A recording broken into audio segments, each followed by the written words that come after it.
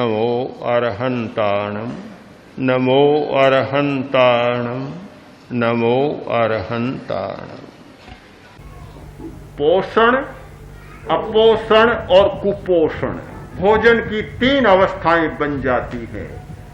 एक अपोषण की अवस्था, जो पर्याप्त पोषण नहीं मिलता, शरीर के तंत्र को चलाने के लिए जितना और जो चाहिए वह पर्याप्त मात्रा में नहीं मिलता, तो शरीर ग्रस्त होता है रोग से और मन भी ग्रस्त हो जाता है। पहले यह माना जाता था कि मस्तिष्क की बीमारी, स्नायुविक दुर्बलता, मानसिक विकृतियां, मानसिक पागलपन केवल मन की अवस्था से होता है, किंतु नई खोजों ने यह प्रमाणित कर दिया कि अपोषण के कारण भी मानसिक पागलपन होता है। जब स्नायु को पूरा पोषण नहीं मिलता और स्नायुविक तंत्र को जो चाहिए वह उपलब्ध नहीं होता, तो भी आदमी पागल बन जाता है। ऐसे प्रयोग किए गए, जो पागल थे, भ्रमित थे, उन्हें पर्याप्त पोषण दिया गया और वे बिल्कुल स्वस्थ हो गए।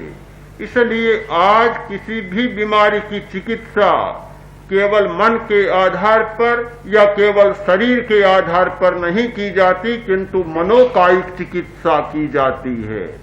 साइकोसोमेटिक डिजीज, बीमारियां भी मनोकायिक और चिकित्सा भी मनोकायिक साथ साथ होती है। तो अपोषण के कारण भी नाना प्रकार की बीमारियां पैदा होती हैं और मनुष्य की आयु कम होती है। कुपोषण के कारण भी ऐसा ही होता है। पोषण अच्छा नहीं है, विरुद्ध भोजन खाता है, बीमार होता है, जल्दी मरता है। मुझे तो आश्चर्य हुआ कि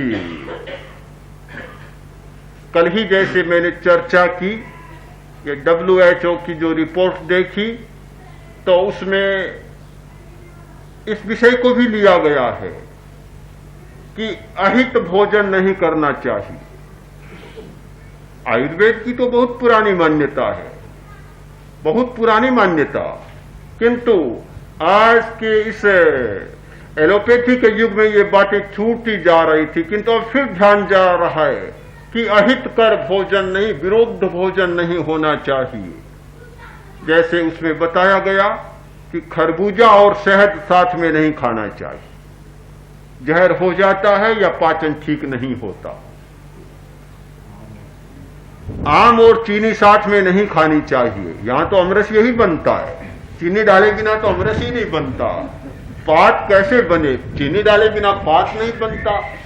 पात नहीं बने तब अच्छा कैसे लगे। हमारे प्राकृतिक चिकित्सक तो ठीक इसको पारा कहते हैं। आम में चीनी डाल लो, किसी अच्छे प्राकृतिक चिकित्सक से पूछो, वह कहेगा कि पारा है, पारा मत खाओ, पारा इतना भारी हो जाता है कि मुश्किल से पचता है। खरबूजा खाया और दूध पी लिया, ये विरुद्ध भोजन होता है। और कई बार तो अगर ज्यादा गर्मी होती है, ऐसा मौसम होता है, तो हेजा करने का बहुत सीधा उपाय है, खरबूजा खाओ और दूध पी लो। तो ऐसे जो विरुद्ध भोजन होते हैं, करेला खाया और दूध पिया, तो विरुद्ध भोजन होता है। आदमी विरुद्ध भोजन करता है, जल्दी बीमार होता है और आयु को क्षीण करता है, शक्ति को क्षीण करता है, बीमारी को निमंत्रित करता है। तो कुपोषण के द्वारा भी मनुष्य बीमार होता है और आयु अल्प होती है। हम ये न माने कि जितना श्वास है उतना ही भोगना है। मुझे लगता है कि यह भ्रांत धारणा कैसे आ गई। बहुत सारे लोग अपने अज्ञान के कारण, भ्रांतियों के कारण, अपने मानसिक आवेशों और आवेगों के कारण, भोजन के अज्ञान के कारण और जीवन की चर्या को नहीं जानने के कारण आयु को बहुत कम कर देते हैं और अकाल मृत्यु के ग्रास हो जाते हैं। तो हम शरण में जाए, किसकी शरण में जाए? ज्ञान की शरण में जाए, सत्य की शरण में जाए। ये सारी चर्चा जो मैंने की क्यों होती है, अकाल मृत्यु क्यों होती है, बीमारियां क्यों होती है, आदमी पागल क्यों बनता है, आदमी दुखी क्यों बनता है, कि सत्य की शरण में नहीं जाता, इसीलिए यह सब कुछ होता है। आदमी शरण कोई दूसरे ही ढूंढता है, शरण खोजता है, पर अपनी नहीं खोजता, सत्य की नहीं खोजता, अपनी शक्तियों की, अपनी अर्हता की शरण नहीं खोजता, किंतु कोई दूसरा ही सहारा ढूंढता है और दूसरी ही शरण खोजता है। जहां दूसरे की शरण खोजता है वहां बड़ा खतरा है, बड़ा खतरा है, बड़ा खतरा है। कल ही एक भाई ने बताया, बच्चा साथ में है, बड़े डॉक्टर ने ऑपरेशन किया और भयंकर समस्या पैदा हो गई। बीमारी थी पैर की, ऑपरेशन किया अपेंडिक्स का, बहुत गड़बड़ हो गई, आज तक भी ठीक नहीं हुआ है और अब कह रहा है कि इसके पूरे ठीक होने में अभी कम से कम 1-2 लाख रुपए लगेंगे, तब जाकर कहीं ये ठीक होगा। डॉक्टर भी कोई छोटा नहीं था, बहुत बड़ा डॉक्टर था।